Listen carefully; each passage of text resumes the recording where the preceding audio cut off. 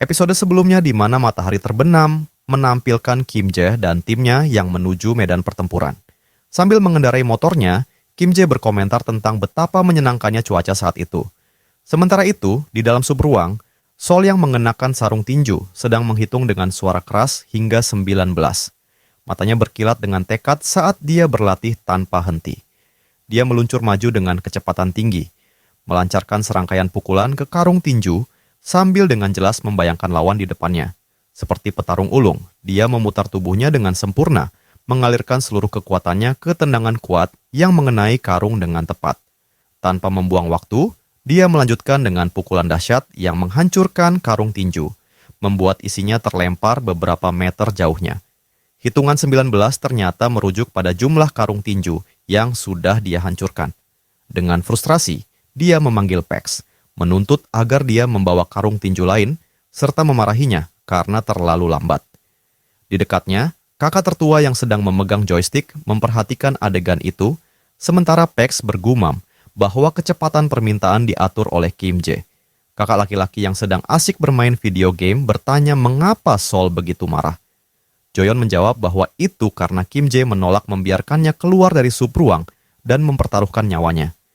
Dia menambahkan bahwa meskipun Kim Jae mengakui kemampuan awakening-nya, dia mengingatkan Sol bahwa menghadapi senjata api dan bahaya serupa masih terlalu berisiko bagi dirinya. Sol bersikeras setidaknya diizinkan untuk memasang karung tinju untuk berlatih, dan sejak saat itu dia terus-menerus memukul karung-karung tersebut, sementara kakak-kakaknya melanjutkan bermain game. Kakaknya yang lebih tua mencatat bahwa Sol sudah menyebutkan kemampuan awakening-nya. Dia setuju bahwa dunia luar memang berbahaya, tapi kita sedang berbicara tentang Sol. Joyeon ikut setuju, dan menyebut bahwa dia mendengar Kim Jae berbicara tentang luka di wajah sang kakak. Sambil menyentuh wajahnya, sang kakak mengabaikan luka itu, menganggapnya bukan sesuatu yang perlu dikhawatirkan. Namun tiba-tiba, dia mendengar suara berdengung samar.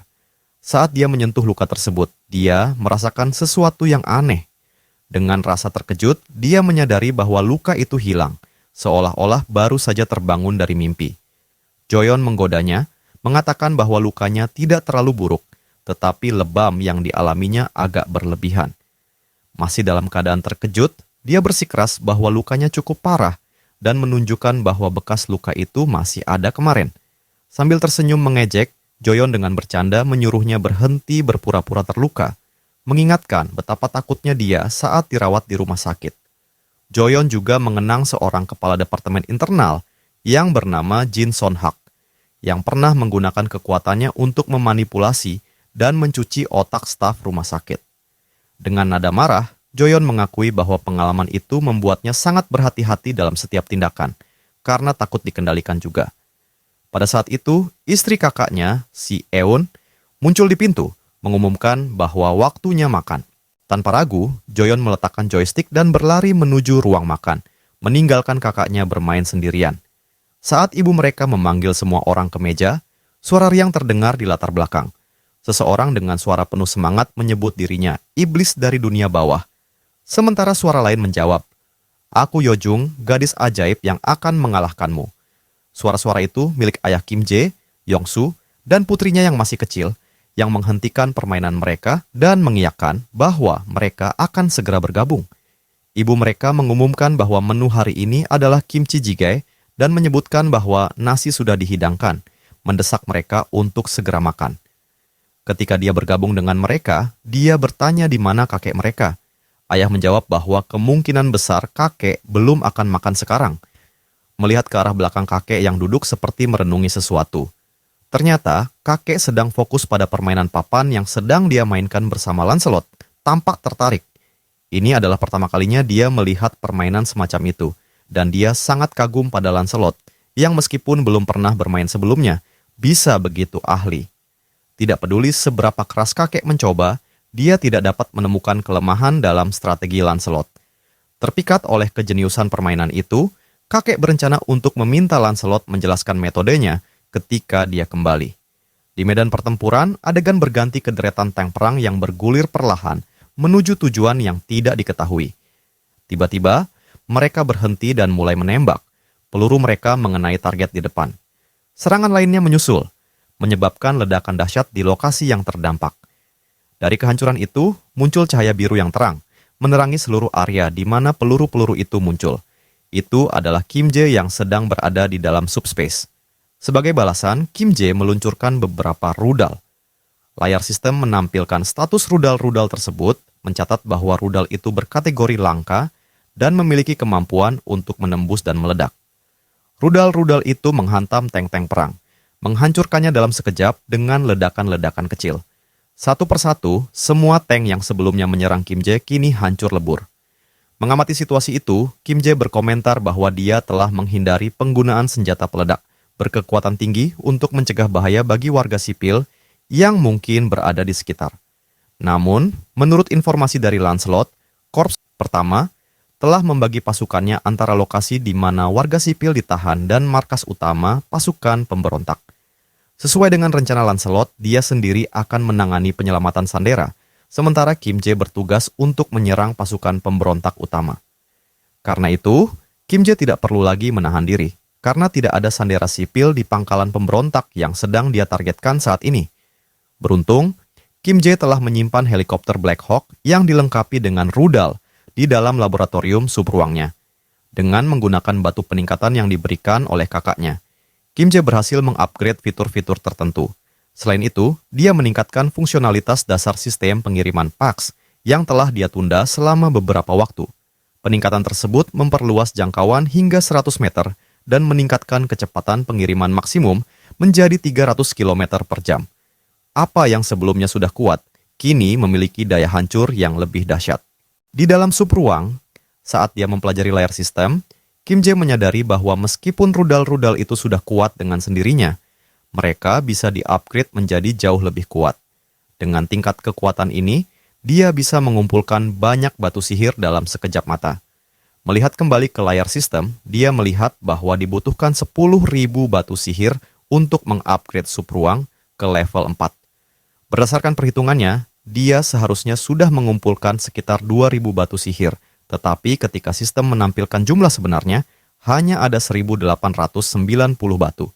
Bingung, dia merenung sejenak, mencoba memahami kemana sisanya. Kim Jae tampak terkejut saat melihat jumlah batu sihir yang ia kumpulkan lebih sedikit dari yang seharusnya.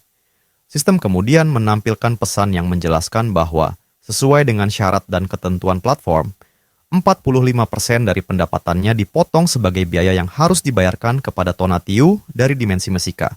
Selain itu, aturan juga mengharuskan 25% dari batu sihir yang diperoleh harus diserahkan kepada Priest Bongsu. Bingung, Kim Jae berkomentar bahwa nama Tonatiuh dari dimensi Mesika dan Priest Bongsu terdengar familiar baginya. Pada saat itu, Kim Jae teringat percakapannya dengan Lancelot, di mana Lancelot mengungkapkan bahwa para goblin telah melakukan kontak dengan entitas berpangkat tinggi yang dikenal sebagai Tonatiuh. Kenangan ini mengejutkan Kim Jae ketika ia mulai menyusun fakta-fakta yang telah mereka temukan sebelumnya. Tiba-tiba, sesuatu muncul di hadapannya. Itu adalah Lancelot, dan melaporkan bahwa ia dan Bedivere telah menghancurkan semua ladang musuh. Lancelot menyebutkan bahwa Bedivere sedang membantu orang-orang melarikan diri, dan untuk saat ini, ia datang sendirian. Lancelot juga menanyakan apakah Kim Jae terluka. Kim Jae berterima kasih atas kerja keras Lancelot dan memastikan bahwa dirinya tidak terluka. Berbalik ke arah Lancelot, Kim Jae mengungkapkan percakapan sebelumnya di mana Lancelot menyebutkan entitas berpangkat tinggi bernama Tonatiuh yang telah melakukan kontak dengan para pemberontak. Lancelot mengonfirmasi hal tersebut dan menanyakan mengapa Kim Jae membahasnya lagi. Kim Jae menjelaskan bahwa baik Tonatiuh dan Priest Bongsu mengambil batu sihirnya. Ia menambahkan bahwa Tonatiuh berasal dari dimensi Mesika dan bertanya kepada Lancelot apa sebenarnya dimensi Mesika itu. Lancelot menjelaskan bahwa Mesika kemungkinan besar merujuk pada nama planet atau peradaban asal Tonatiuh, menggunakan contoh bahwa tempat mereka berada disebut sebagai dimensi bumi. Lancelot lebih lanjut menjelaskan bahwa Priest Bongsu mengorbankan orang-orang untuk planet lain, dan dengan bijak mencatat bahwa pengkhianatan orang itu lebih buruk. Adegan kemudian berpindah untuk menunjukkan seorang goblin mutan dari belakang dengan layar sistem terbuka di depannya, menampilkan pesan yang sama persis dengan yang baru saja dilihat Kim Jae. Goblin itu sedang melihat sistem dan dengan suara berbisik yang gila bertanya-tanya apa yang sebenarnya sedang terjadi. Dia mengamati betapa cepatnya batu sihir bisa disetorkan ke akun dimensi dan menyebutkan bahwa beberapa waktu yang lalu telah terjadi ledakan besar. Adegan berubah lagi, menunjukkan altar pengorbanan di mana goblin itu berada. Goblin tersebut bergumam bahwa ia tidak mendengar suara helikopter atau jet, apalagi suara tembakan, yang membuatnya bertanya-tanya dari mana senjata kuat itu berasal. Saat cahaya mendekat, ia berkomentar bahwa tidak ada satupun prajuritnya yang datang untuk melaporkan sesuatu yang mencurigakan. Cahaya itu ternyata adalah rudal yang diluncurkan oleh Kim Jae yang menembus tubuh goblin seperti donat karena kecepatan rudal yang telah ditingkatkan. Goblin itu tidak punya waktu untuk bereaksi dan terlempar ke belakang, jatuh keras di tanah. Beberapa saat kemudian, Kim Jae tiba dan memanggil goblin itu dengan nama Priest Bongsu. Lancelot dan Kim Jae naik ke altar, dengan Kim Jae yang kelelahan dan bercanda bahwa tangga itu hampir membunuhnya. Kim Jae juga berkomentar bahwa ia sudah lama penasaran siapa sebenarnya Bongsu, lalu bertanya apakah dia adalah seorang komandan. Goblin itu tergeletak di tanah, tubuhnya berlubang seperti donat dengan asap yang masih mengepul dari lubang bekas rudal. Sambil mengerang kesakitan, asap hitam kemerahan mulai keluar dari tubuh goblin. Tampaknya memiliki efek penyembuhan yang segera mulai memulihkan luka-luka goblin tersebut. Kim Jae, yang terkejut melihatnya, bertanya apa yang sedang terjadi. Lancelot menjelaskan bahwa goblin sedang memulihkan diri dari luka-lukanya. Saat goblin itu bangkit, Lancelot berkomentar bahwa dia penasaran tentang asap hitam kemerahan yang telah muncul di seluruh perkemahan. Kim Jae masih dalam keadaan terkejut, bertanya apakah hal seperti itu mungkin terjadi. Saat sudah sembuh sepenuhnya, goblin itu tersenyum lebar dan memperlihatkan cakar-cakarnya yang tajam. Dengan nada penuh amarah, goblin itu berteriak kepada mereka, mengatakan bahwa ini lebih mengejutkan daripada yang dia bayangkan. Di depannya, berdiri seorang manusia dan seorang ksatria kerangka dengan tengkorak yang setia kepada manusia. Kim Jae, sama terkejutnya, berkomentar bahwa dia tidak tahu goblin bisa berbicara. Goblin mutan itu menjawab bahwa mereka pasti sudah bertemu dengan prajurit goblinnya. Goblin itu kemudian menjelaskan bahwa para goblin secara ceroboh telah mengkonsumsi batu sihir dalam jumlah besar, menyebabkan mereka berubah menjadi mutan. Transformasi ini adalah efek samping dari upaya mereka untuk mendapatkan kekuatan terlalu cepat sebelum tubuh mereka mampu beradaptasi. Ia menambahkan bahwa dia telah memberikan panduan kepada mereka, tetapi keserakahan mereka membuat mereka tersesat. Kemudian, goblin itu berspekulasi bahwa karena Kim Jae memiliki akun dimensi, dia pasti seorang pengguna hierarki level 8. Goblin itu juga mempertanyakan dari mana Kim Jae mendapatkan semua investasi untuk itu dan kemudian mengusulkan kesepakatan. Kesepakatan itu sederhana. Kim Jae dan sekutunya harus menghentikan penghancuran mereka dan meninggalkan wilayah itu. Dan sebagai gantinya, goblin itu tidak akan menyakiti mereka. Dengan penuh arogansi, goblin itu menyatakan bahwa seperti yang sudah mereka lihat, mereka tidak bisa membunuhnya. Jika ia mau, ia bisa membunuh Kim Jae dan Lancelot sekarang juga. Namun, satu-satunya alasan ia belum melakukannya adalah karena hal itu akan menyebabkan beberapa kerugian bagi dirinya. Priest Bongsu pun menatap mereka dengan senyum licik. Bongsu menyeringai dan menutup pembicaraan dengan mengatakan bahwa bertarung dalam situasi seperti ini hanyalah membuang-buang waktu. Lancelot dengan cepat menyahut, menyatakan bahwa goblin itu juga tak bisa membunuh mereka, bahkan tak bisa melukai mereka sedikit pun. Dia menantang Bongsu untuk mencoba, jika dia berani. Sementara itu, Kim Jae tenggelam dalam pikirannya, memikirkan tawaran perdamaian yang tiba-tiba itu. Dia bertanya-tanya apakah dia benar-benar bisa membunuh goblin itu atau tidak. Jika tidak bisa, kemungkinan itu karena asap misterius yang menyelubungi Bongsu. Sambil menatap goblin itu, Kim Jae mulai meragukan asal-usul asap itu, menduga bahwa itu mungkin sisa-sisa pengorbanan Sandera. Ia teringat bahwa Lancelot telah melihat asap tersebut di perkemahan, meskipun dirinya belum pernah melihatnya langsung. Jika saja dia sempat melihatnya, mungkin dia bisa memahami prinsip di baliknya. Kim Jae lalu memperhatikan sesuatu yang aneh di kejauhan. Ada suara dengungan yang aneh dan asap merah gelap berkumpul di langit. Ia mengangkat pandangannya ke atas, bertanya-tanya mengapa asap itu juga berada di langit. Langit memancarkan cahaya merah tua yang menyeramkan, seperti tanda akhir dunia. Saat Kim Jae menatap ke atas, matanya tiba-tiba melebar, dan tubuhnya bergetar oleh rasa takut yang luar biasa. Di langit, muncul bola raksasa yang menyerupai mata merah yang bersinar, besar dan menakutkan, berbeda dari apapun yang pernah ia lihat sebelumnya. Asap menyelimuti langit, terutama di sekitar mata raksasa tersebut. Kim Jae terpaku di tempat, tak mampu bergerak, terpesona dan terintimidasi oleh pemandangan yang begitu besar dan menakjubkan itu. Sambil menatap ke atas, dia bertanya-tanya apa sebenarnya yang sedang dia lihat.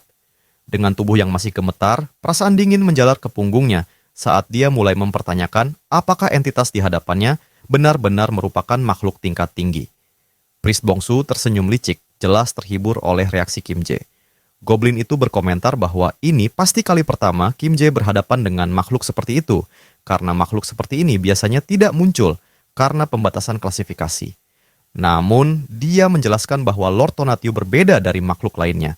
Tidak seperti mereka, Tonatiuh akan turun secara langsung. Sambil meletakkan tangan di dadanya, Bongsu mengklaim bahwa hanya dia yang memiliki kekuatan untuk mewujudkannya. Dengan senyum sombong, Bongsu mengejek Kim Jae, menunjuk betapa bodohnya Kim Jae selama ini. Meskipun begitu, dia memutuskan untuk memberi Kim Jae kesempatan, tapi hanya karena kemampuan Kim Jae yang terlalu menarik untuk disia-siakan. Namun, ada syaratnya. Kim Jae harus berlutut, memohon ampunan dan memohon untuk hidupnya. Hanya dengan begitu, dia akan diberi kehormatan untuk menjadi tangan kanan Bongsu. Sebelum Bongsu sempat menyelesaikan kalimatnya, Lancelot dengan cepat melesat maju dan mengayunkan pedangnya, memotong leher Bongsu dalam satu serangan kuat. Dalam sekejap, kepala Bongsu terlempar beberapa meter jauhnya, dan tubuhnya ambruk ke tanah. Lancelot, penuh kemarahan, menyatakan bahwa goblin rendahan itu berani menempatkan dirinya di atas tuannya. Namun, bahkan saat tubuh Bongsu roboh, tawa gila terdengar dari kepalanya yang terpenggal. Dia tertawa karena tahu bahwa kemampuan regenerasinya akan segera memulihkan tubuhnya. Beberapa detik kemudian, kepala goblin itu mulai melayang kembali ke tubuhnya. Sambil tersenyum licik, dia menyuruh mereka untuk berhenti membuang waktu karena mereka seharusnya sudah menyadari betapa sia-sianya pertempuran ini. Dengan Tonatiuh yang mengawasi dari atas dan dirinya yang pulih dengan cepat, Bongsu dengan sombong menyatakan bahwa tidak peduli berapa kali mereka membunuhnya, dia akan selalu kembali hidup. Ekspresi Bongsu berubah lebih gelap saat dia mengejek Lancelot, mempertanyakan apakah otaknya benar-benar kosong karena masih belum memahami konsep sederhana itu. Dia juga menambahkan bahwa Lancelot sama sekali tidak tahu betapa bergunanya dia sebagai ksatria sejati. Lancelot menanggapi dengan tenang, mengatakan bahwa dia memang tidak mengerti, tetapi kemudian mengoreksi dirinya sendiri, menyatakan bahwa dia sebenarnya tidak peduli. Dengan keyakinan teguh, Lancelot menyatakan bahwa satu-satunya hal yang penting baginya adalah Tuan Kim Jae. Ia bersumpah akan menebas siapapun yang mengancam keselamatan tuannya, tidak peduli berapa kali ia harus melakukannya. Goblin itu memperpanjang cakar-cakarnya dan menyeringai, mengejek bahwa ksatria itu benar-benar memiliki kepala kosong. Tanpa ragu, goblin itu melompat maju, mengundang Lancelot untuk menyerangnya sebanyak mungkin. Melihat serangan Bongsu yang sembrono, Lancelot memutuskan untuk mengubah pendekatannya. Alih-alih menarik pedangnya, dia mengepalkan tinjunya. Jika memotong tidak bisa membunuh goblin itu, maka dia akan menghancurkannya menjadi debu. Dengan kecepatan kilat, Lancelot melayangkan pukulan yang menghantam wajah goblin dengan kekuatan dahsyat. Bongsu tak punya waktu untuk bereaksi, dan dengan satu pukulan, hidungnya remuk, beberapa giginya patah, dan cairan merah muncrat dari mulutnya. Meskipun begitu, Bongsu dengan cepat pulih dan, dengan senyum sinis, berkomentar bahwa tinju Lancelot tidaklah buruk. Namun, meskipun dengan kekuatan itu, semuanya tetap sia-sia. Sambil membanggakan berkat keabadiannya, Bongsu tidak menyadari bahwa Lancelot sudah bergerak lagi. Tanpa membuang waktu, Lancelot mencengkeram rambut goblin itu dengan tangan kanannya. Dengan seluruh kekuatan terkonsentrasi di tinjunya, Lancelot menyatakan bahwa jika sesuatu tidak berhasil, maka dia akan membuatnya berhasil. Ekspresi Bongsu langsung berubah menjadi ketakutan, memohon kepada Lancelot untuk menunggu sejenak. Namun, tanpa belas kasihan, Lancelot mulai melancarkan serangan brutal. Dengan pukulan pertama, lebih banyak gigi Bongsu yang patah, dan cairan merah tersembur kemana-mana. Tapi Lancelot tidak berhenti di situ. Dia terus melemparkan pukulan demi pukulan, serangan beruntun yang begitu kejam hingga pemandangannya harus disensor, karena mungkin ada anak-anak yang menonton. Sementara Lancelot terus menumbuk wajah goblin yang semakin tak berbentuk, Kim Jae diam-diam mengamati, memahami bahwa meskipun Lancelot memberikan yang terbaik, jika mereka tidak bisa mengalahkan Bongsu, sama saja sia-sia. Kim Jae menyadari bahwa regenerasi Bongsu, atau lebih tepatnya Tonatiuh, akan terus berlanjut tanpa henti jika mereka tidak melakukan sesuatu untuk menghentikannya. Saat matanya terpaku pada bola mata raksasa di langit, dia menyadari bahwa entitas tersebut harus dihadapi, meski tanpa rencana yang matang. Memusnahkannya mungkin mustahil. Sambil terus memandang ke atas, Kim Jae memaksa pikirannya bekerja. Setelah beberapa saat, ia mulai bertanya-tanya apakah ada cara untuk menghentikan regenerasi Bongsu. Kemudian, sebuah memori muncul dalam benaknya. Dia teringat bagaimana dia pernah mengganggu kendali pikiran pria bertubuh kekar menggunakan subspace. Sementara Lancelot terus menghantam wajah Bongsu hingga tak lagi dikenali, Kim Jae akhirnya memanggilnya. Lancelot menghentikan serangannya sejenak, sementara Bongsu masih menderita di bawah cengkeraman kuatnya, tetap bersikeras bahwa semua ini tak ada artinya, bahwa pertarungan ini sia-sia. Mengabaikan ucapan goblin itu, Kim Jae mengaktifkan kekuatannya dan memberikan perintah kepada Lancelot untuk melemparkan Bongsu ke dalam subspace. Tanpa ragu, Lancelot segera melemparkan Bongsu ke arah portal yang terbuka. Saat goblin itu menyentuh portal, sistem mengeluarkan notifikasi. Entitas Bongsu mencoba memasuki subspace. Apakah Anda ingin memberikan izin? Kim Jae langsung memberikan akses dan sistem mengonfirmasi bahwa entry telah diizinkan. Di dalam subspace, Joyeon yang tengah membawa persediaan melihat portal terbuka. Secara naluriah, dia mengira bahwa adiknya, Kim Jae, telah kembali lebih cepat dari biasanya. Namun, sebelum dia menyelesaikan pikirannya, sistem memberikan peringatan. Energi tak dikenal mencoba masuk dari luar. Matanya terbelalak karena kaget saat dia melihat apa yang muncul di hadapannya.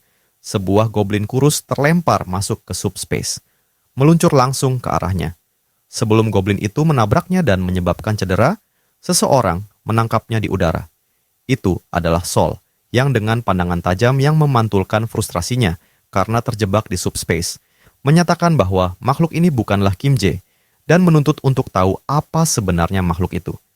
Sambil mengangkat goblin itu dengan satu tangan, dia melihat sesuatu di balik portal yang langsung menarik perhatiannya, Kim Jae. Sambil tetap memegang goblin itu, dia bertanya apakah makhluk ini adalah salah satu dari temannya. Dengan senyum iblis, Sol melaju ke depan, menyeret Bongsu yang menyedihkan ke arah Kim Jae. Mata Kim Jae membelalak karena panik. Dia berteriak agar Sol berhenti, penuh ketakutan dan berkeringat deras. Dia buru-buru memerintahkan sistem untuk menutup portal subspace segera. Baru setelah itu dia memberikan perintah untuk menghapus registrasi Bongsu dari subspace. Sistem kemudian memberikan notifikasi bahwa registrasi Bongsu sedang dibatalkan. Sesaat kemudian, goblin kurus itu terlempar keluar dari subspace dengan paksa, kehilangan satu giginya dalam proses itu.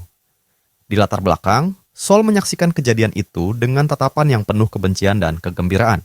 Saat portal tertutup, Sol kembali berbicara, bertanya kepada Kim Jae apakah dia melihat apa yang baru saja terjadi, karena itu akan menjadi masa depannya. Bongsu, sekarang tergeletak tak bergerak di tanah, tetap diam. Sementara itu, Kim Jae masih gemetar, bukan karena goblin itu, tetapi karena ketakutan akan apa yang mungkin dilakukan Sol padanya. Dengan gemetar, dia bergumam bahwa untuk sesaat, Sol lebih menakutkan daripada Tonatiuh. Sistem kemudian mengirimkan notifikasi lain. Kepemilikan akun dimensi telah ditransfer.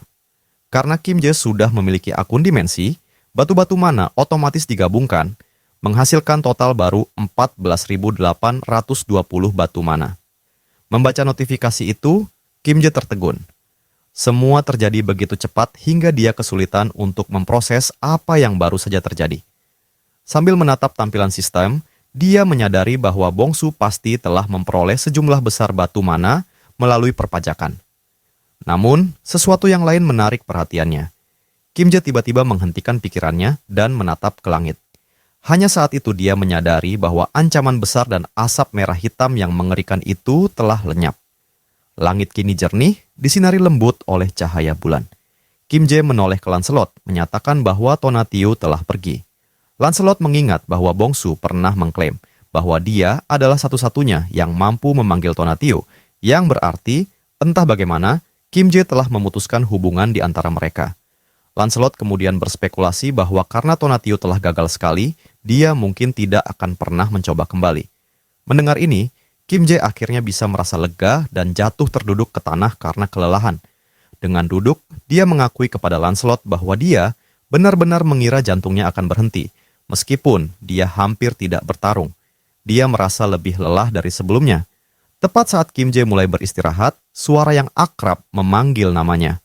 Berbalik, dia melihat sekelompok prajurit naik tangga sambil berteriak menanyakan keadaannya. Seorang kolonel akhirnya tiba, menyatakan bahwa selain personel penting, dia telah membawa setiap prajurit yang awaken dan unit yang tersedia untuk dimobilisasi. Dia kemudian bertanya apakah mereka tiba terlambat. Kim Jae menggelengkan kepala, meyakinkan mereka bahwa mereka tiba tepat waktu. Namun, jauh di dalam dirinya, dia tahu bahwa para prajurit ini pasti telah melalui kesulitan besar, mendaki semua tangga itu dalam kondisi yang ekstrim. Saat kolonel mendekat, dia bertanya tentang keberadaan komandan legion. Barulah dia memperhatikan tubuh goblin kurus yang tergeletak tak bergerak di tanah. Sambil memeriksa goblin itu dengan cermat, sebuah kecurigaan mulai timbul dalam pikirannya. Saat kolonel memeriksa tubuh goblin yang tergeletak tak bergerak, dia bertanya-tanya dengan heran. Apa yang bisa membuat makhluk ini menjadi seperti ini? Menyadari bahwa pertempuran telah benar-benar berakhir, kolonel akhirnya menyarungkan senjatanya, menandakan bahwa situasi berbahaya ini telah mereda dan senjata itu tak lagi diperlukan. Kim Jae memperhatikan gerakan kolonel yang menyarungkan senjatanya di punggung. Dengan nada ringan, Kim Jae berkomentar, "Sudah lama aku tidak melihat seseorang membawa senjatanya seperti itu." Namun, momen itu terpotong oleh transmisi radio yang diterima oleh kolonel. Itu dari komandan kompi kedua yang melaporkan hasil pengintaian mereka di area pertama. Komandan kompi menyatakan bahwa semua pemberontak ditemukan dalam kondisi menyerupai mumi, dan setelah konfirmasi menyeluruh, dipastikan bahwa mereka semua tewas. Area pertama telah dinetralisir, over, lapor komandan kompi. Kolonel mengakui transmisi itu dan segera memerintahkan pasukannya untuk tetap waspada, memprioritaskan penyelamatan warga sipil, dan mulai membersihkan area tersebut. Setelah menyelesaikan transmisi, dia kembali menoleh ke Kim Jae, menarik napas panjang sebelum mengakui. "Aku tidak tahu tuh bagaimana kau bisa menyelesaikan semua ini, tapi pada akhirnya, kau lagi yang menuntaskan situasi ini." Kemudian, Kim Jae tersenyum kecil dan membalas bahwa dia memang menghentikan situasi ini, tetapi dia kekurangan informasi tentang bagaimana pemberontak bisa berubah menjadi mumi seperti itu. Tanpa diduga, kolonel membungkuk dalam-dalam sebagai tanda penghormatan, mengejutkan Kim Jae yang tidak menyangka gerakan formal seperti itu. Matanya terbelalak karena tak percaya saat kolonel menyampaikan rasa terima kasihnya. "Terima kasih atas semua yang telah kau lakukan sejak awal," ucapnya dengan tulus. Kim Jae yang tampak canggung dengan cepat memberi isyarat agar kolonel tidak perlu terlalu formal. Namun, kolonel tetap membungkuk dan berkata, "Seharusnya aku mengatakan ini lebih awal." Dia mengakui bahwa ketika dia pertama kali meminta Kim Jae untuk bergabung dengan militer, itu adalah permintaan yang konyol. "Dulu kami pikir kami menawarkan sesuatu yang berharga bagimu, tapi ternyata kami sangat meremehkan kekuatan dan pengaruhmu." Ketika Kim Jae memutuskan untuk berdiri, kolonel melanjutkan, "Militer seharusnya tidak seinkompeten ini, dan aku akui itu memalukan. Tapi bahkan sekarang, meski aku tahu permintaan ini memalukan, aku ingin bertanya apakah kau masih bersedia membantu rakyat yang sangat membutuhkanmu." Dia menjelaskan bahwa banyak orang masih dalam kondisi yang sangat parah. Beberapa kehilangan orang yang mereka cintai, yang lain terluka parah, dan banyak yang belum bisa membangkitkan kemampuan mereka. Dengan suara penuh penyesalan, dia menekankan bahwa semua kerusakan ini diperburuk oleh ketidakmampuan pemerintah.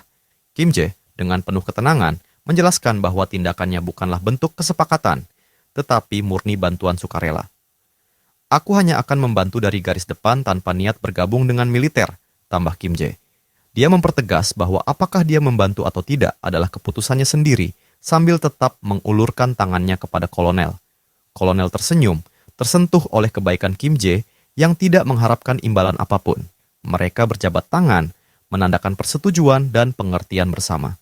Sebelum beranjak, kolonel meyakinkan Kim Jae bahwa dia tak perlu khawatir. Kemudian dia mengaktifkan radionya, tetapi sebelum berbicara, dia meminta Kim Jae untuk menunggu sejenak dan berjanji bahwa Kim Jae akan selalu mendapatkan dukungan militer kapanpun dibutuhkan. Dengan suara tegas, kolonel memberikan pengumuman resmi kepada pasukan, mengakui kontribusi besar Kim Jae dalam memperkuat angkatan bersenjata dan menetralkan pasukan pemberontak.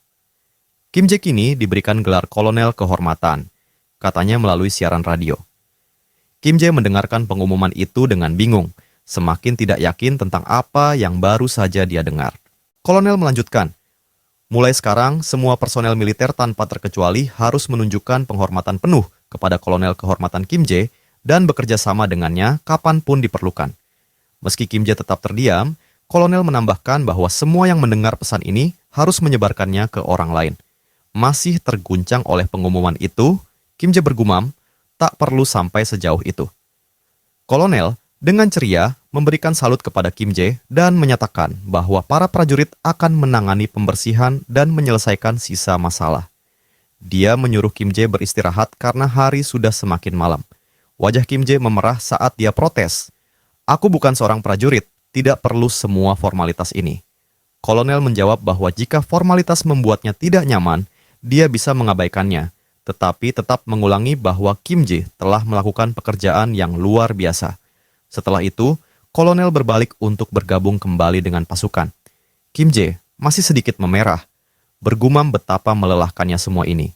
Dia kemudian memberitahu Lancelot untuk beristirahat juga, mengakui bahwa Lancelot juga telah bekerja keras. Lancelot menjawab bahwa Kim Jae juga melakukan pekerjaan yang hebat dan kemudian dengan nada penasaran bertanya, ada kabar tentang Bedivere? Kim Jae menyadari bahwa dalam kelelahan, dia bahkan belum sempat memikirkan hal itu. Kim Jae, yang semula tersenyum penuh percaya diri setelah mengingat fungsi produk retrieval subspace, langsung kecewa ketika sistem memberitahunya bahwa fungsi tersebut tidak bisa digunakan untuk item yang berada pada jarak tertentu. Tetap dekat dengan item dan gunakan kemampuan lagi. Demikian instruksi dari sistem. Kim Jae, kecewa, menyadari batasan dari kemampuannya. Dia mengingat kembali saat menggunakan kemampuan ini dengan Sol. Saat itu Sol berada tepat di sebelahnya. Menyadari bahwa dia tidak bisa menggunakan kemampuan itu sekarang, Kim Jae memutuskan untuk bergerak. Dia memanggil Lancelot untuk ikut bersamanya, dengan ide bahwa mereka juga bisa meningkatkan level PEX di sepanjang perjalanan. Lancelot mengangguk setuju, dan saat itu sistem mengonfirmasi bahwa 10.000 mana stone telah digunakan untuk meningkatkan subspace. Sistem juga memberitahukan bahwa meskipun sedang dalam proses upgrade, kemampuan-kemampuan masih bisa digunakan, dan jumlah mana stone yang tersisa adalah 4.823. Sementara itu, di area lain, para tentara mulai memobilisasi diri untuk membantu para korban yang selamat. Mereka menginstruksikan korban untuk membentuk barisan perlahan dan tertib. Tentara juga menenangkan mereka, mengatakan bahwa jika ada kebutuhan lain seperti makanan dan air, militer siap menyediakannya. Kim Jae, yang masih dalam perjalanan dengan Lancelot, beralih ke topik lain dan bertanya-tanya. Apa yang sedang dilakukan Bedivere sekarang? Seolah menjawab pertanyaannya, adegan bergeser ke Bedivere, yang sedang memegang sebuah dokumen dengan ekspresi serius di wajahnya. Sambil mengamati dokumen itu, Bedivere bergumam, aku menemukannya. Ternyata ide yang bagus juga untuk mengubah rute. Dia mengakui bahwa masuk ke sebuah bangunan acak karena iseng telah membawanya pada penemuan yang tak terduga ini. Saat dia membaca dokumen ketiga yang ditemukannya, Bedivere tersenyum dan berpikir bahwa Kim Jae pasti akan senang saat melihat hasil temuannya. Dokumen yang ditemukan Bedivere ternyata adalah permohonan pendaftaran makhluk dimensional. Beberapa waktu berlalu dan proses upgrade subspace menunjukkan kemajuan, kini mencapai 45%. Kim Jae tiba-tiba teringat dengan dokumen-dokumen itu dan bertanya kepada Bedivere apakah dia yang menemukan semuanya. Bedivere mengangguk dan Kim Jae berterima kasih padanya, berpikir bahwa dokumen-dokumen ini mungkin memiliki kegunaan yang baik. Membuka portal ke subspace, Kim Jae melihat Sol menunggunya di dalam, seperti terakhir kali. Namun, ekspresi Sol tetap terlihat menyeramkan, dan tanpa basa-basi, dia langsung berkata, aku sudah menunggu, apa kau sudah siap? Joyeon, yang berada di sana juga, dengan semangat mendesak Sol, jangan lupa, balaskan juga dendamku. Sol tersenyum dingin dan setuju.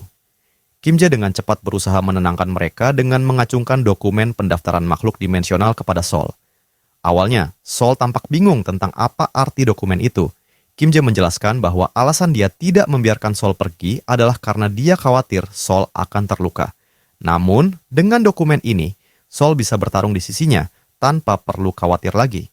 Kim Jae juga menambahkan dengan sedikit senyuman, "Aku ingin melihatmu melawan para monster itu dengan keren." Ia menjelaskan bahwa dia tidak bermaksud memprovokasi Sol dengan mengurungnya. Sol membaca dokumen itu sambil mendengarkan penjelasan Kim Jae, dan Kim Jae merasa lega, berpikir bahwa mungkin ini telah menyelamatkan hidupnya. Namun, setelah membaca dokumen itu, Sol menunjukkan masalah yang tersisa. "Untuk mendapatkan pendaftaran ini, aku butuh akun dimensional." Kim Jae terdiam sejenak, lalu mengakui bahwa dia benar-benar lupa soal itu.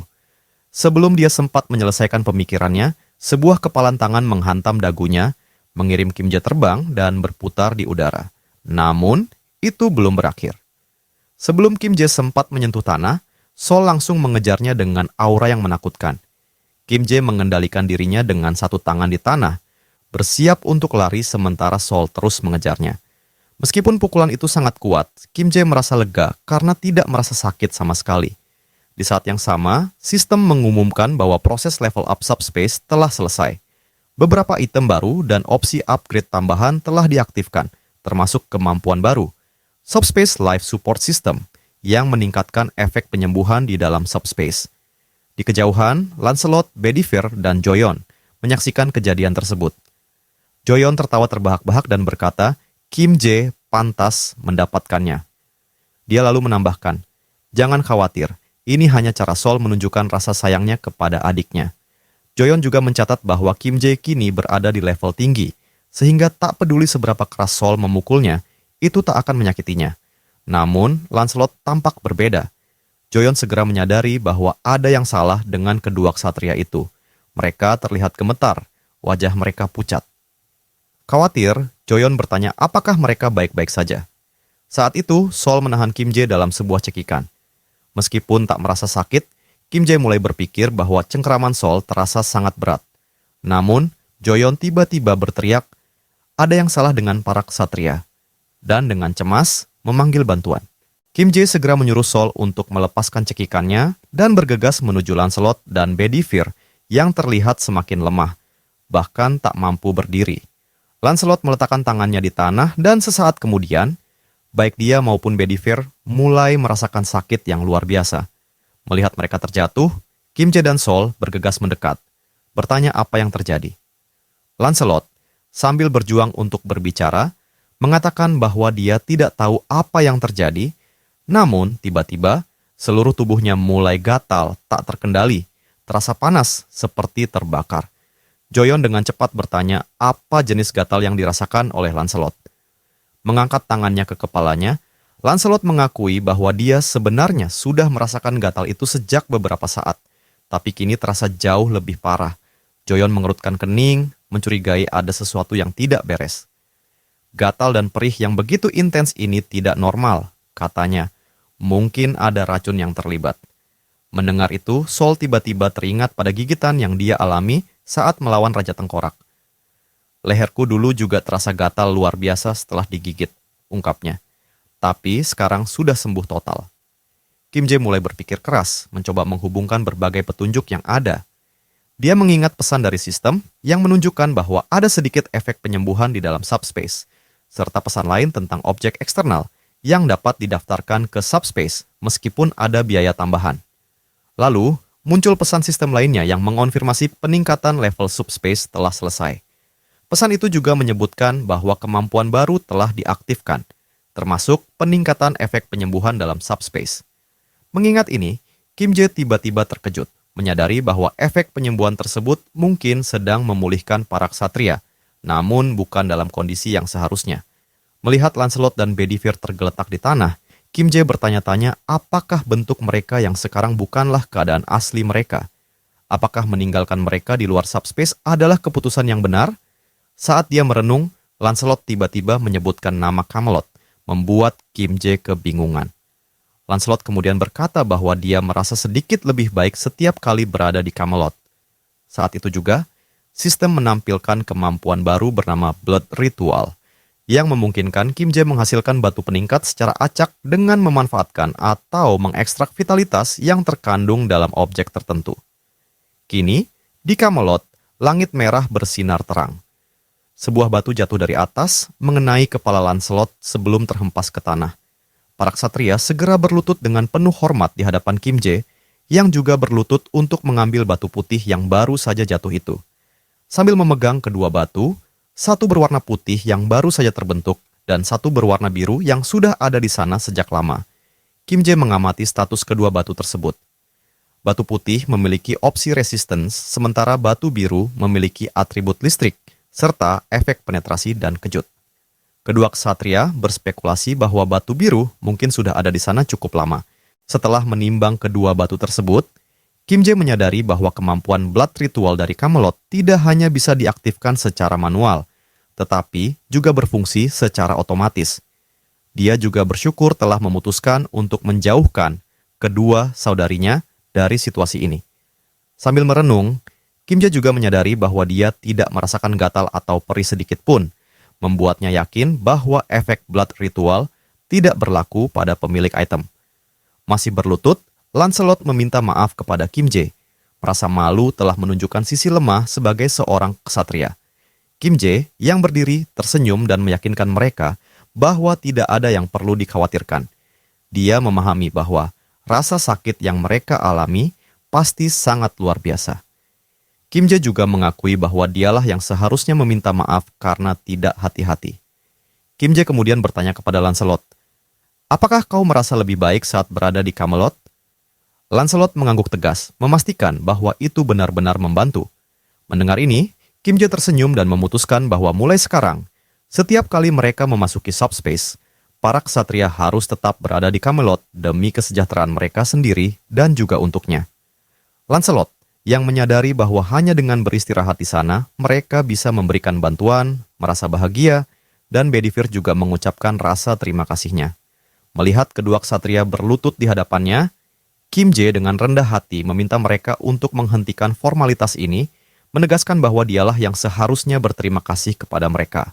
Sambil memegang batu di tangannya, Kim Jae merenungkan bagaimana sistem Subspace Life Support dan Camelot's Vitality Extraction, dua sistem yang memiliki sifat yang berlawanan, justru menciptakan harmoni yang luar biasa, seperti cheat.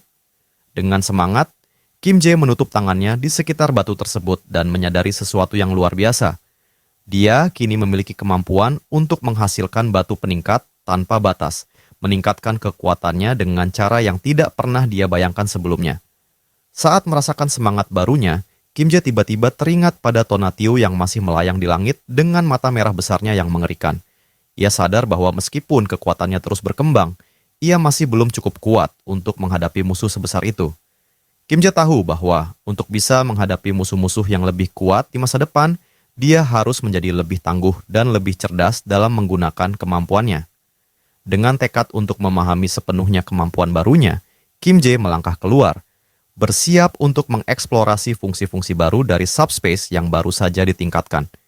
Ia sadar bahwa untuk bertahan hidup di realitas yang semakin aneh ini, ia harus menguasai kekuatan barunya. Di luar subspace, di dunia nyata, dua perwira militer sedang terlibat dalam percakapan yang serius. Dengan ekspresi tegang, sang kolonel bertanya, "Apa benar bahwa pemberontak menyamar sebagai tentara nasional, mengibarkan bendera kita, dan menggunakan tipu muslihat itu untuk memancing orang-orang menjadi korban?" Prajurit di hadapannya mengangguk berat, mengonfirmasi ketakutannya.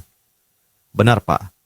Mereka bahkan menawarkan batu sihir sebagai hadiah bagi siapa saja yang membawa lebih banyak korban. Rencana mereka sangat terorganisir." Sang kolonel menghela napas panjang, merasakan kelegaan.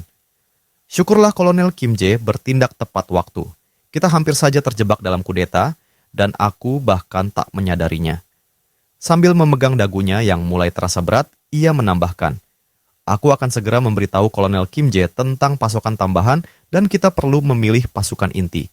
Yang lain bisa kembali ke markas." Prajurit itu memberi hormat lalu melangkah pergi.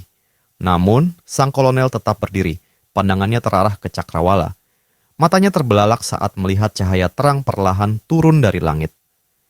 Sudah pagi, gumamnya, menyadari bahwa malam yang panjang akhirnya berlalu namun banyak pekerjaan yang masih harus diselesaikan. Tiba-tiba, layar sistem muncul di hadapannya, memecah lamunannya. Sebuah notifikasi dari Multidimensional Chamber of Commerce muncul, mengejutkannya. Isinya berbicara tentang eksplorasi bebas dan proyeksi di dalam dimensi bumi. Laporan ini menyebutkan bahwa 13.117 berkat proyeksi internal baru telah terjadi, dan pesan yang sama juga muncul di layar Sol. Keduanya kebingungan, bertanya-tanya, apa arti semua ini? Sol membaca dengan keras. Kamar perdagangan multidimensional, apa itu? Sistem melanjutkan, bumi telah menunjukkan potensi pertumbuhan dan keuntungan yang cukup untuk dunia multidimensi. Berdasarkan penilaian ini, pertumbuhan bumi dievaluasi sebagai peringkat BB tanda. Usulan eksplorasi kedua telah menarik perhatian besar, dan kompetisi lelang untuk wilayah bumi akan diadakan dalam 7 hari. Sol menoleh ke Joyon dengan wajah bingung. Apa maksudnya ini? Kompetisi lelang? Pesan terus mengalir, menjelaskan bahwa penduduk dari dimensi lain akan berpartisipasi bersama dengan penduduk bumi. Perwakilan dari setiap wilayah akan bersaing untuk mendapatkan keuntungan, dan jika dimensi lain menang, mereka akan memasang portal untuk memudahkan eksplorasi di masa mendatang. Namun, jika penduduk bumi menang, mereka akan menerima hadiah terpisah. Bahkan seorang ibu yang sedang memasak di dapurnya menerima pesan sistem yang sama di layarnya. Sistem menjelaskan lebih lanjut bahwa informasi lebih rinci tentang kompetisi lelang akan diumumkan 24 jam sebelum acara dimulai di setiap wilayah. Pesan itu diakhiri dengan pernyataan bahwa Multidimensional Chamber of Commerce menunggu dukungan dan partisipasi bumi. Kim Jae, yang telah membaca semuanya, menoleh ke kelompoknya. Dengan kata lain, katanya pelan, mereka berencana datang dengan kekuatan penuh. Ini bukan lelucon. Kedua saudari itu menatapnya, masih belum percaya. Ini serius? Salah satu dari mereka bertanya. Kim Jae mengangguk dengan tegas. Iya, dokumen yang mengangkatku menjadi entitas level 8 juga dikeluarkan oleh Multidimensional Chamber of Commerce. Di saat yang sama, sang ibu, yang sekarang tampak marah, ikut angkat bicara. Jadi, monster-monster yang muncul selama ini, apa itu ulah mereka? Apakah monster-monster ini dikirim oleh Chamber of Commerce ini? Wajahnya memerah karena amarah. Siapa mereka sampai berani mengirim monster seperti ini? Mereka, alien. Ia semakin geram, meluapkan kekesalannya. Hak eksplorasi, kompetisi lelang, bagaimana bisa mereka memperlakukan dunia kita seperti hadiah yang bisa diperebutkan? Kim Jae dan Joyon saling bertukar pandang, menahan senyum tipis. Kau tidak sepenuhnya salah, Kim Jae mengakui. Tapi Multidimensional Chamber of Commerce tidak melihat dunia seperti kita. Bagi mereka, segalanya hanyalah serangkaian proposal, lelang, dan kontes. Begitulah cara mereka beroperasi. Mata Joyon melebar saat pemahaman mulai muncul.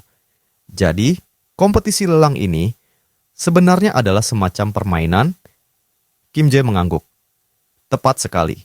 Tapi ini adalah permainan yang akan mempengaruhi seluruh bumi. Sementara mereka berusaha mencerna semua informasi ini, notifikasi sistem lain muncul. Kali ini hanya untuk Kim Jae. Pesan itu mengumumkan bahwa ia telah diidentifikasi sebagai entitas dengan keuntungan tertinggi di wilayah Seoul selama periode eksplorasi bebas. Ia ditawari kesempatan untuk menjadi perwakilan regional dalam kompetisi lelang yang akan datang. Jika ia menolak, otoritas akan dialihkan ke entitas dengan keuntungan tertinggi kedua. Kim Jae dan Joyon terkejut. Joyon memandang Kim Jae dengan bingung, bertanya, apa maksudnya ini? Kenapa aku tidak mendapat pesan yang sama?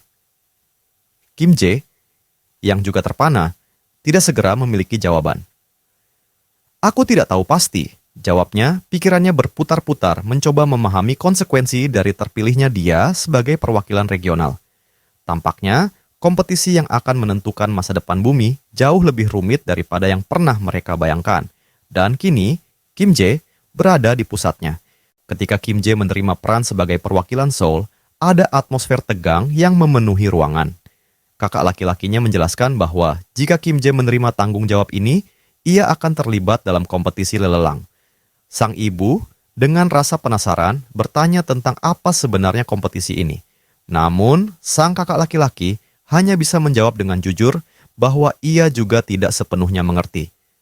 Berdasarkan pesan sistem yang muncul dan konteks yang ada, kemungkinan besar mereka akan bertarung melawan makhluk alien dari dimensi lain. Pernyataan ini membuat seluruh ruangan terdiam. Wajah-wajah mereka menegang dan mata mereka terbelalak dengan keterkejutan. Ketegangan yang tiba-tiba muncul dalam ruangan terasa berat, mengisi atmosfer dengan rasa was-was. Sistem kemudian muncul di hadapan Kim Jae, menyatakan bahwa jika ia menerima posisi sebagai perwakilan, ia akan dapat memilih hingga 100 anggota, termasuk dirinya sendiri, untuk berpartisipasi dalam kompetisi lelang. Sistem ini langsung menanyakan apakah Kim Jae siap menerima tanggung jawab besar ini. Kim Jae berdiri di samping kedua saudara perempuannya, memandang pesan di layar. Ia merenung dalam diam, memikirkan apakah ia benar-benar siap mengambil peran ini. Setelah beberapa saat yang panjang, Kim Jae akhirnya memutuskan. Dengan wajah penuh tekad, ia mengonfirmasi pilihannya. Beberapa waktu kemudian, sang kolonel tampak ragu saat menanyai Kim Jae apakah semua ini benar. Kim Jae mengangguk dengan mantap, mengonfirmasi bahwa ia telah menerima peran sebagai perwakilan Seoul. Ia menjelaskan bahwa tugasnya adalah merekrut hingga 100 anggota tim untuk melawan pasukan alien yang akan menyerang Seoul. Kim Jae juga menambahkan bahwa ia telah mendaftarkan 2 ksatria dan Seoul untuk ikut serta dalam pertempuran pertama, serta mendaftarkan anggota keluarganya sebagai cadangan di subspace. Namun, mereka masih membutuhkan sekitar 80 orang lagi. Kolonel yang sebelumnya cemas, kini tersenyum lega. Ia mengulurkan tangan, menggenggam tangan Kim Jae dengan penuh semangat, mengakui bahwa ini adalah keberuntungan besar. Ia mengaku sangat khawatir tentang siapa yang akan menjadi perwakilan. Namun sekarang, setelah mengetahui Kim Jae yang memimpin, ia merasa jauh lebih tenang. Sang kolonel kemudian mengeluarkan sebuah buku catatan dari saku seragamnya dan menyerahkannya kepada Kim Jae. Kim Jae, yang tampak bingung, bertanya apa isi buku tersebut sebelum menerima dan membukanya. Kolonel menjelaskan bahwa itu adalah daftar individu-individu yang telah awaken dan kemampuan mereka disusun oleh Kepala Staf Gabungan. Daftar ini disusun karena Kim Jae menyebutkan perlunya merekrut 80 pejuang tambahan untuk kompetisi ini. Kolonel merasa daftar ini akan sangat berguna bagi Kim Jae. Kim Jae mengucapkan terima kasih, namun dengan sedikit cerminan kritis, ia berkomentar bahwa mungkin para penembak jitu kelas khusus akan lebih cocok. Sang kolonel terkejut mendengar hal ini, bertanya, apakah ia mendengarnya dengan benar? Kim Jae mengangguk, mengonfirmasi bahwa itulah yang ia maksud, terlepas apakah mereka awaken atau tidak. Kolonel ragu-ragu menyebutkan bahwa mereka masih belum tahu siapa yang akan mereka hadapi. Namun, Kim Jae menjelaskan bahwa begitu ia menerima peran perwakilan, ia mendapatkan akses ke informasi rinci tentang kompetisi bidding. Saat ia menampilkan sistem untuk menunjukkan kepada kolonel, Kim Jae mengungkapkan bahwa musuh-musuh mereka menyembah Dewi Emes dan spesialisasi mereka adalah dalam konstruksi dan produksi senjata yang diresapi kekuatan ilahi. Alih-alih memberikan penjelasan lebih lanjut, Kim Jae menyarankan agar kolonel melihatnya langsung. Sistem kemudian menampilkan pesan yang disimpan, berisi peringatan dari dimensi Emes. Pesan itu menyatakan bahwa Dewi Emes begitu dihormati oleh pengikutnya hingga mereka membawa gambarnya sebagai berkat di helm mereka. Dalam pengabdian mereka kepada Dewi Emes, musuh-musuh ini mengklaim bahwa Sang Dewi bersinar dengan penuh kasih, dan penduduk bumi tidak lebih dari makhluk barbar yang primitif, ditakdirkan untuk menerima palu suci yang dipenuhi cahaya Dewi.